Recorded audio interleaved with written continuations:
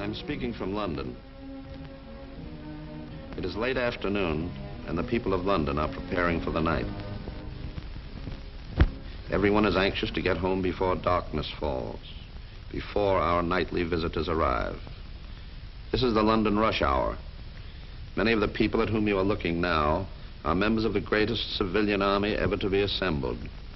These men and women who have worked all day in offices or in markets are now hurrying home to change into the uniform of their particular service. The dusk is deepening. Listening crews are posted all the way from the coast to London to pick up the drone of the German planes. Soon the nightly battle of London will be on. This has been a quiet day for us, but it won't be a quiet night. We haven't had a quiet night now for more than 5 weeks. They'll be over tonight.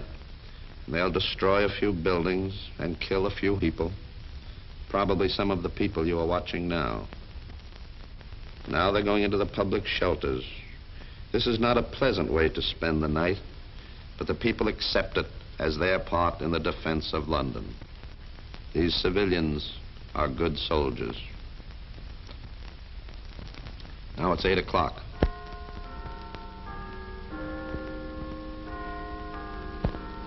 Jerry is a little bit late tonight. The searchlights are in position. The guns are ready. The People's Army of Volunteers is ready. They are the ones who are really fighting this war. The firemen, the air raid wardens, the ambulance drivers. And there's the wail of the banshee.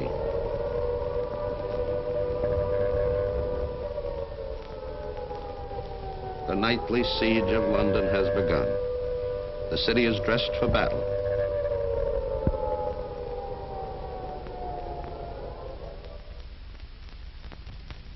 Here they come.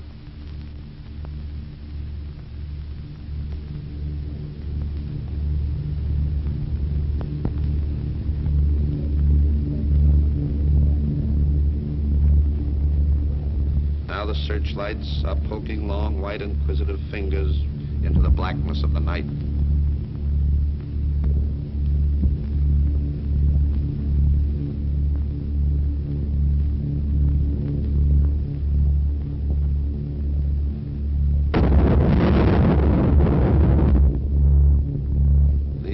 Hollywood sound effects. This is the music they play every night in London, the Symphony of War.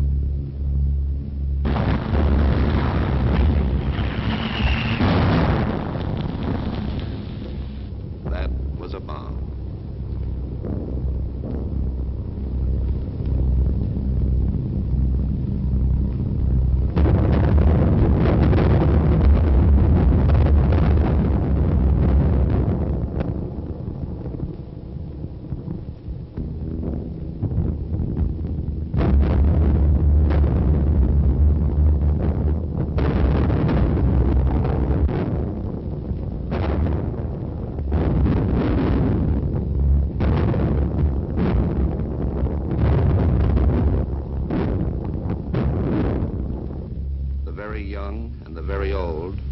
Deep wisdom given only to the very young and the very old sleep in the shelters.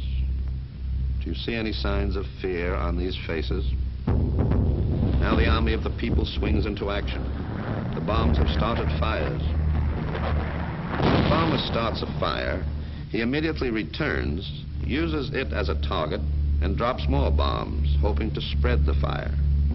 Yet the People's Army ignores the bombs and the spent shrapnel which rains down constantly. Brokers, clerks, peddlers, merchants by day, they are heroes by night. The night is long, but sooner or later the dawn will come. The German bombers are creatures of the night. They melt away before the dawn and scurry back to the safety of their own aerodromes. And there's the wail of the banshee again, this time a friendly wail. The all-clear signal tells us that the bombers have gone. It's just 6 a.m. In this last hour of precious sleep, the strange new world finds peace. London raises her head, shakes the debris of the night from her hair, and takes stock of the damage done. London has been hurt during the night. The sign of a great fighter in the ring is, can he get up from the floor after being knocked down? London does this every morning. London doesn't look down upon the ruins of its houses, upon those made homeless during the night, upon the remains of churches, hospitals, workers' flats. London looks upwards toward the dawn and faces the new day with calmness and confidence. The People's Army go to work as they did in that other comfortable world which came to an end when the invader began to attack the last strongholds of freedom. Not all the services run as they did yesterday, but London manages to get to work on time, one way or another. In the center of the city, the shops are open as usual. In fact, many of them are more open than usual.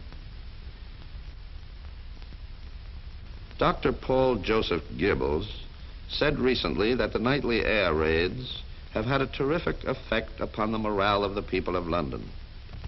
The good doctor is absolutely right. Today, the morale of the people is higher than ever before. They are fused together, not by fear, but by a surging spirit of courage, the like of which the world has never known. They know that thousands of them will die, but they would rather stand up and face death than kneel down and face the kind of existence the conqueror would impose upon them. And they know, too, and are comforted by the thought that England is not taking its beating lying down. They are guarding the frontiers of freedom. It is hard to see 5 centuries of labor destroyed in 5 seconds. But London is fighting back. I am a neutral reporter. I have watched the people of London live and die ever since death in its most ghastly garb began to come here as a nightly visitor 5 weeks ago. I have watched them stand by their homes. I have seen them made homeless. I have seen them move to new homes. And I can assure you, there is no panic, no fear, no despair in London town. There is nothing but determination, confidence, and high courage among the people of Churchill's Island. And they know that every night the RAF bombers fly deep into the heart of Germany, bombing munition works, airplane factories, canals, cutting the arteries which keep the heart of Germany alive. It is true that the Nazis will be over again tomorrow night, and the night after that, and every night. They will drop thousands of bombs, and they'll destroy hundreds of buildings, and they'll kill thousands of people.